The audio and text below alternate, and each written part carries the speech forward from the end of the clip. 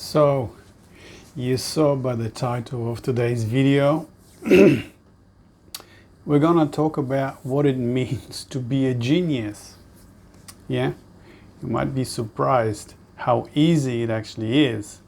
But what happened is the society, the education has dumped us down. So I found this article years and years ago. I posted on my Facebook page, I think.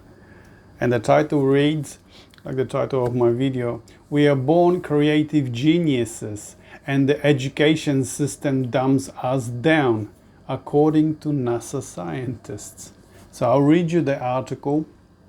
It's only short. And then I'll comment and I'll give you some examples of what it means to be a genius. That is to say, how you recover the connection to that deeper layer of our psyche, of our the unconscious, if you like, or spirit, the afterlife, or soul. Okay, so this is the article. I'm just going to put my glasses on. Our natural creative genius is stifled from the time we are born. That's true. At TEDxTucson, Dr. George Land dropped a bombshell when he told his audience about the shocking results of a creativity test developed for NASA, but subsequently used to test school children. I will post all these links below in the video description. NASA has contracted Dr. George Land and Beth Jarman to develop a highly specialized test that would give them the means to effectively measure the creative potential of NASA's rocket scientists and engineers. I'm running out of breath. The test turned out to be very successful for NASA's purposes, but the scientists were left with a few questions. Yeah. Where does creativity come from? Are some people born with it, or is it learned, or does it come from our experience? The scientists then gave the test to 1,600 children between the ages of 4 and 5. What they found shocked them. All right. This is a test that looks at the ability to come up with new, different, innovative ideas to problems. What percentage of these children do you think fell in the genius category of imagination? A full 98%. That's what I mean by we are all born geniuses when you're a kid. Do you remember when you were playing with things and things just suddenly, made sense to you? You had answers straight away. You were close to nature, to animals. You could relate to animals, even speak to animals. Do you remember that? Yeah, that's what we're talking about. So it gets more interesting, the title reads. But this is not the real story. The scientists were so astonished that they decided to make it a longitudinal study and tested the children again 5 years later when they were 10 years old. The result? Only 30% of the children now fell into the genius category of imagination. When the kids were tested at 15 years, the figure had dropped to 12%, so it keeps dropping. What about us adults? How many of us are still in contact with their creative genius after years of schooling? Sadly, only 2%. That's true. You tell me how many people that you know that you could say that can, that are this kind of creative, intuitive, because this is what we're talking about. We're talking about intuition. So this is someone called Nascimento writes, the reasoning for this is not too difficult to apprehend. School, as we plainly call it, is an institution that has historically been put in place to ultimately serve the wants of the ruling class, not the common people. In order for the so-called elite to maintain the lavish lifestyles of over luxury, where they contribute the least but enjoy the most, They understand that children must be dumbed down and brainwashed to accept and even serve the rapacious system of artificial scarcity, unending exploitation, and incessant war. Okay, so what now? Can we recapture our creativity? Land says we have the ability to be at 90% if we want to.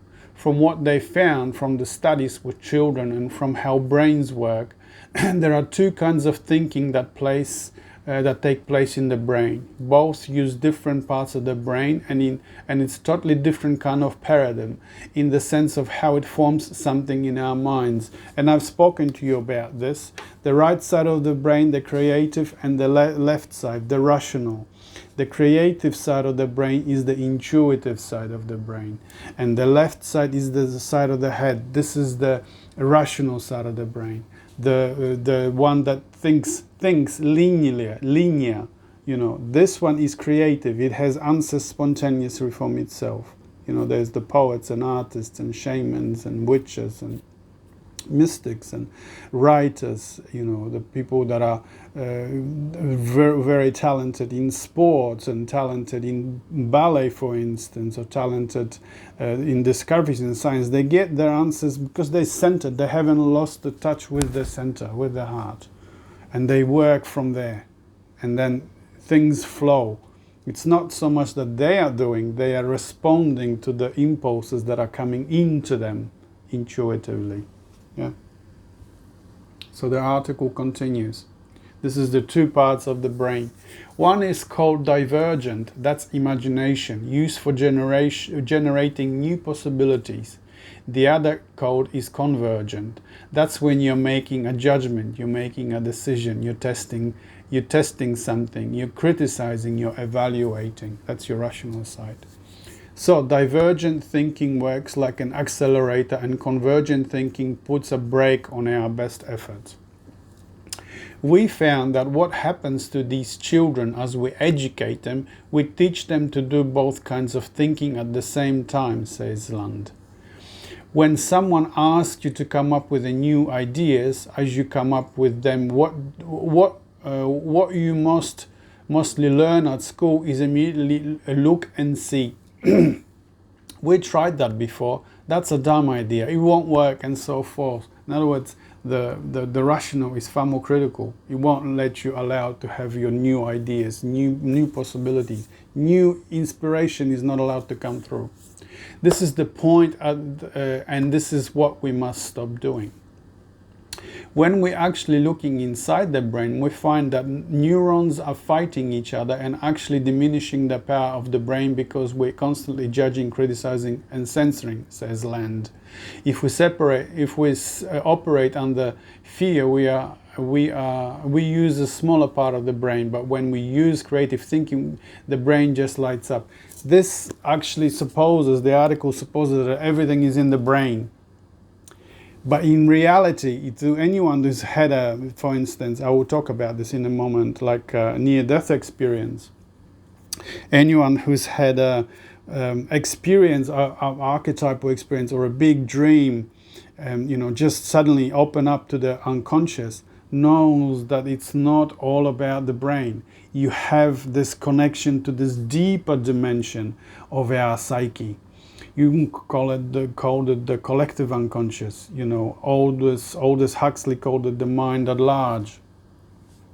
Stanislav Grof calls it transpersonal. I call it soul or spirit. Soul is its feminine name, spirit is its masculine name. Like I write in my book where we dreamed a single dream, nearly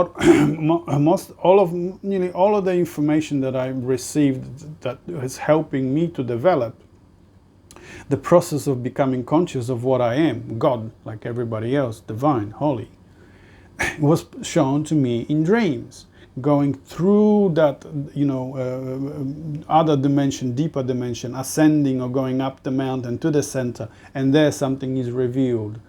So this is, the solutions here, what the article is proposing is that it's all just in the brain. But what I'm saying and what many people have found out, is that it's not just the brain.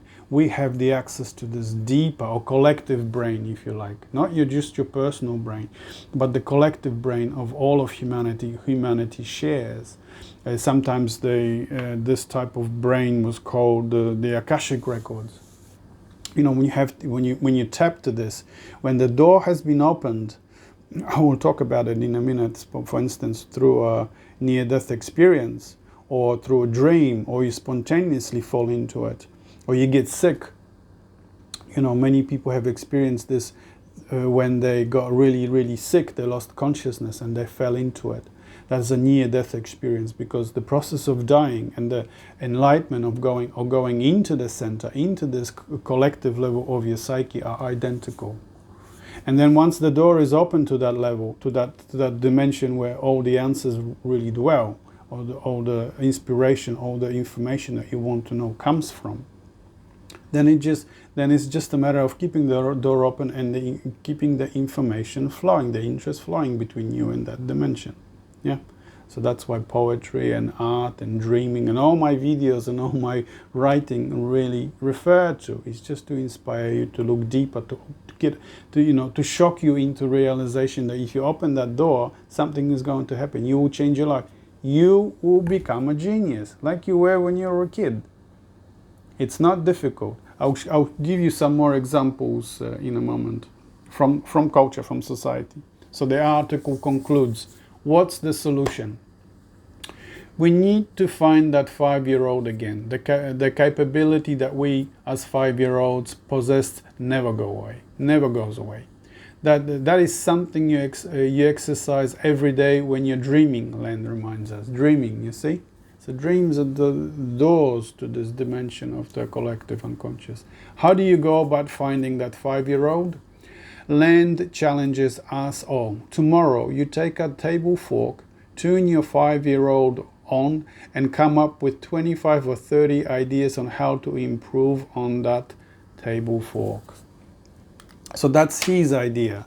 You know, dreams are essential if you want to have establish a connection to this deeper dimension and you know, to get back your genius. And what is your genius? Your inner self. You recover your inner self. The core of the self, the inner self, is intuition, and that's when the genius comes from.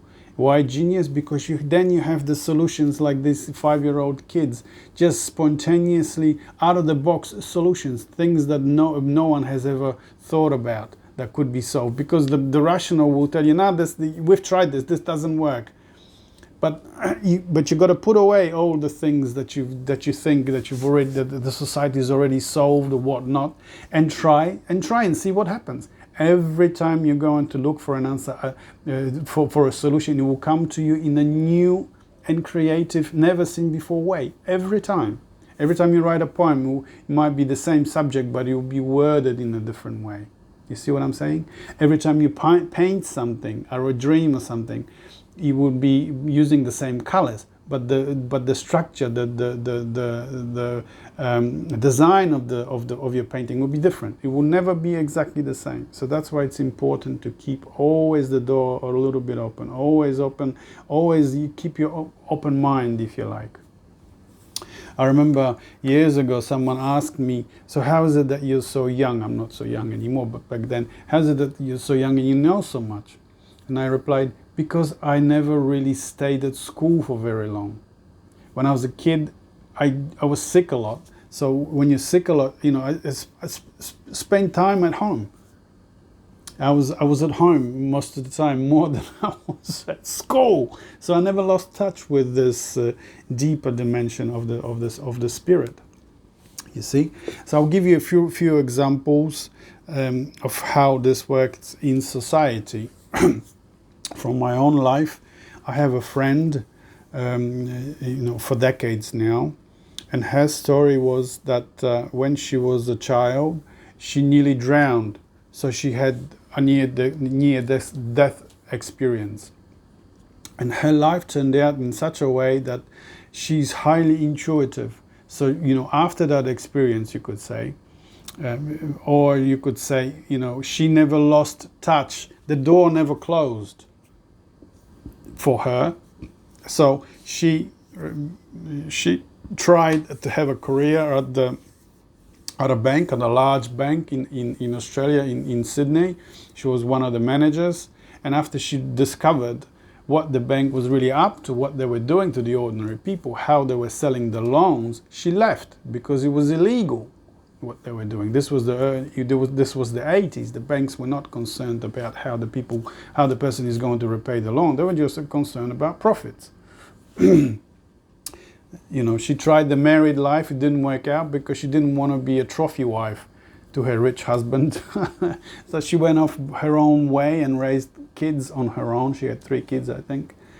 And she said that, you know, after a lifetime of being young and having the money, having the status, having, you know, being one of the elites, if you like, then, you know, a single woman in the 80s with kids was always looked down on. And she often found herself in difficulties in paying bills. So she said what she would do, she was just walking on the streets, and then suddenly something in voice in her head said, you know, she was close next to a newsagent, a cross lot. It said, buy a ticket.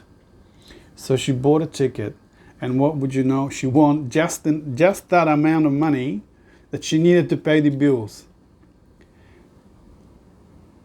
Then again, and then again, it's a repetitive thing. It's not a fluke. It's not just, you know, it's not just one-off. It happened many times. And she says, you're not going to get more. The unconscious, the soul, if you like, you know, your inner self is not going to make you wealthy or rich, but there's not going to be there's not going to be more than you need, but you're going to be looked after. And I can say exactly the same thing from my own experience.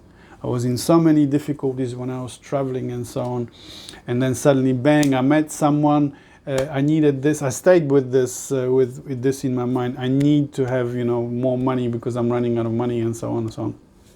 The next day, I would meet someone. I'm telling stories in Where We Dream the Single Dream when I traveled in Scandinavia, in Sweden. I met someone, I got a job, and I had lots of money again, just enough for me to continue, you know. And I'll give you another example of this genius type, because this is what it means to be genius. You know, this kind of information in society is not mainstream information. That if you stay centered, if you stay inwardly, you know, more introverted, you will be looked after. Yeah, from the inner self, from the spirit. A friend of mine has a son, and he's slightly autistic. What happened was, when he was a child, he fell off a swing in a playground and hit his head, and he wasn't right ever since. When he was still to this day, he's in his 30s now. Still to this day, he talks a lot. But if you know, with autistic people, they are closed inside of themselves. So in other words, they are far more closer to the inner life than the rest of us, who are usually centered on the outer life. So, which means that they have access, far more. It's far more easier for them to have the door open to the unconscious, to the spirit. Yeah. And this happened a few times, and the son usually gets, he's got paranoia, but he also gets panic attacks, especially when his father's not around. He doesn't like his father, but he's very close to him. So when his father wasn't around, he decided to look for him. And he didn't know where his father was. He was in another suburb somewhere else. This son got into his car, drove around, and found his dad, without looking at the map, without looking at anything, without giving his father a call where he was, nothing. He never traveled to that address before in his life. There he showed up, just there. He's looking for his dad. How did he know? Yeah, just intuitively. You know, when you want something, an answer to something, when you start looking for it, when you make the way, when you make the effort, the inner, you know, your inner self will start to guide you. And this is in many examples. I can show you this many examples. This boy also sometimes when he says something to you, I would have had a question in my mind, and then he suddenly stands next to me and he gives me an answer to it. You know, because you know he's not fully autistic. You can still get through to him, but he has that ability to. He has that autism enough to be so inwardly centered that he, you know, the answers are just there for him to reach, and he can, you know, can find an address in a place where he's never been before. So now I'll give you a few answers from few examples, should I say, from society. One of my favorite ones is here. There's something I wrote a few years ago. Yeah, and it's from the movie The Man Who Knew Infinity. Perhaps some of you are familiar with this. The Man Who Knew Infinity is a story of an Indian man who got a scholarship to go to a British university. This was, I can't remember the date, but as you imagine, Britain being you know, the colonizing power of India, the way he was treated when he was there was terrible. But he was a genius with mathematical solutions.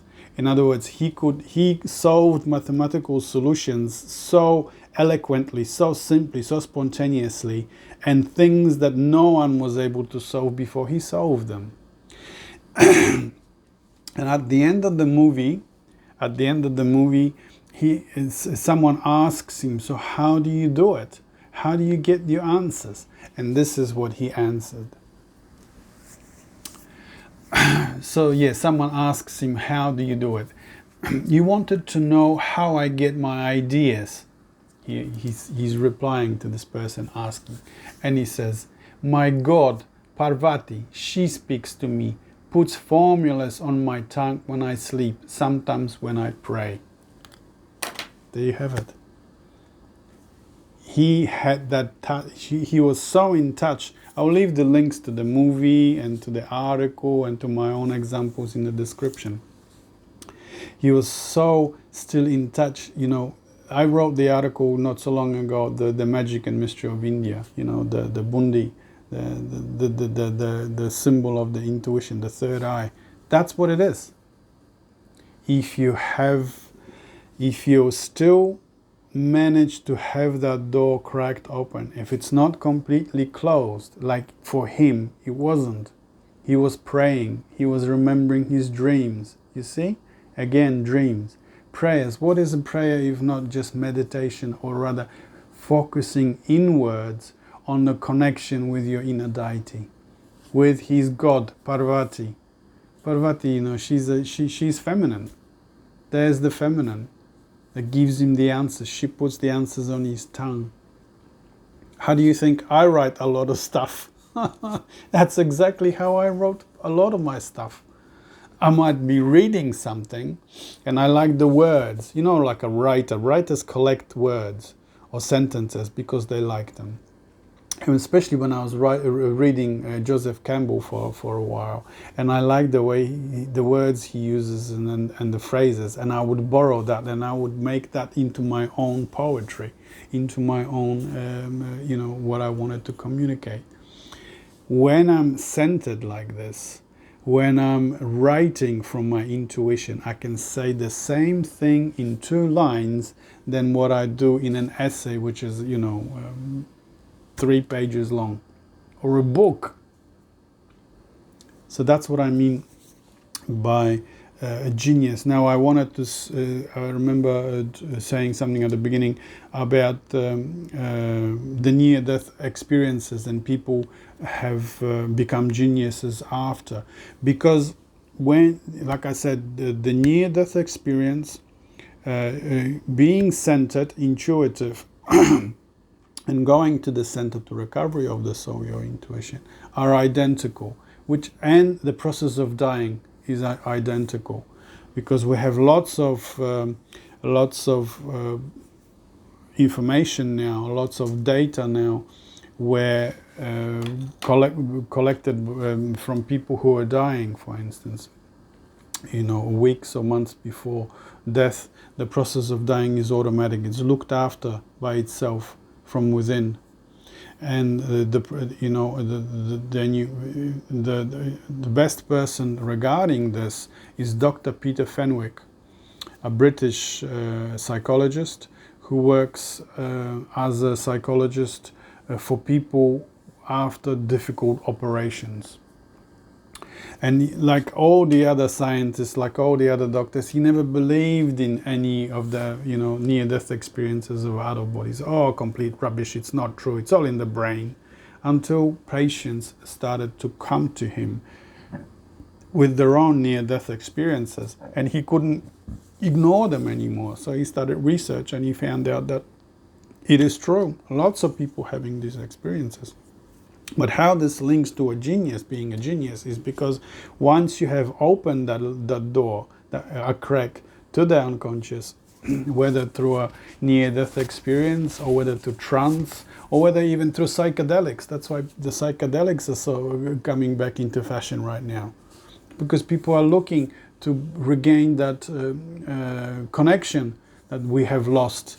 When we were 5 years old, we had the connection, and then we went to school, the education, then we listened to news every day, and we listened to our co-workers. We never listened to our spouse, to our family, but we never listened to our own inner self. So the connection is lost. But it can be regained when you dream more. You have to sleep more. If you want to dream more, you have to sleep more. It's not difficult, just sleep more. And then dreams will come. You will remember, you might start to remember snippets, and then there will be more and more. Get your dream diary happening. Write down whatever you remember. If you don't remember much, that's fine. Just write down what you remember. And if you have a huge dream and you don't understand, get in touch with me. I've been translating for people dreams for decades now. So get in touch with me. You don't need to, if you don't want to say who you are, it's fine. Just send me an email or send me a message, and we'll work something out, and I can work with you one-on-one, or you can just send a dream to me, and I'll just interpret that as best as I can. Especially if it's a big dream, archetypal dream, where you're going, to the other side, to the afterlife. Maybe you've had a near-death experience. Practically identical. Yeah. So, genius. We are all genius. You were born genius until you started school. It seems to be a fact. Even NASA, even scientists, NASA are now admitting that there is something wrong with our education system. We only cater to the rational mind, completely forgotten the intuitive mind, the one that gives us and makes us a genius. And when you become a genius, it doesn't mean that you're going to be a poet or an artist or paint well. You might be like this Indian man that solve mathematical problems. There's lots of people that suddenly get this ability to solve problems in maths. You might become really good at music. There are people that have suddenly get the ability to learn music, or play an instrument, play a guitar, play a piano, play a cello, play a clarinet, and without ever touching one, they just play. If you let it go, and it just plays, your body somehow knows what to do. Languages, not just one language, languages. Peter Fenwick goes into this. People suddenly learn languages and know how to speak that language or understand. When they listen to a movie, for instance, in Russian, suddenly they can understand it. Where's that come from? That's the kind of genius. Einstein, there's a story that he, when he was a child, he had a near-death experience because he got really, really sick. So he fell into the unconscious. And they obviously never shut the door completely. And so now we have the wonderful formulas, you know, from Einstein, these discoveries. E equals mc squared. In other words, energy equals matter, or spirit is matter. There are lots of examples like this. Black Elk, North American Indian shaman, when he was small, you know, before 9 years old, he had this vision at 9 years old, but he got sick. He got so sick, then he had this near-death experience of, you know, traveling to the center. And then after that, he was a shaman. He was a holy man. Lots of examples. Lots of examples. Barbara McClintock, you know, Nobel Prize in biology. She talked to the chromosomes of corn when she was doing her research, and the chromosomes of corn talked back to her, and that's how she got the information. She got Nobel Prize for that information. It took the whole scientific community 40 years to catch up to where she was. 40 years. When she presented her findings, there was a silence, stunned silence. No one knew what to say because they didn't have that information. No one knew what she was talking about. That's how I feel when a lot of times when I do these videos, you know. It's so difficult to convert this information because it's not part of our everyday culture. That's why it's difficult, yeah. There's so many examples. I mean, there's so many examples. I could recite these examples. Nikola Tesla, you know, he was a sickly child as well. And he was, especially in his dreams, he had answers in his dreams. And he knew when his mother died, he had this, he was close to his mum. He knew in his, you know, in his dream when she passed away, and he was already living in the US. Yeah. Okay, so, all right. Well, that's it for today. So that's what I wanted to talk to you today, is the ability to be a genius. And the ability is there, but you need to somehow, you know, stay centered. Trust your intuition, dream more, read things that are going to inspire you to open that door. You know, read Campbell, read Anne Baring, mythology, because the deeper dimension has its own language and it's mythological. So it's going to know, oh yes, this is my stuff, I understand this, you know, and it starts to then communicate with you. Okay? All right, so that's what I wanted to talk to you about. Hopefully it was helpful, and I'll see you on the next one. Bye.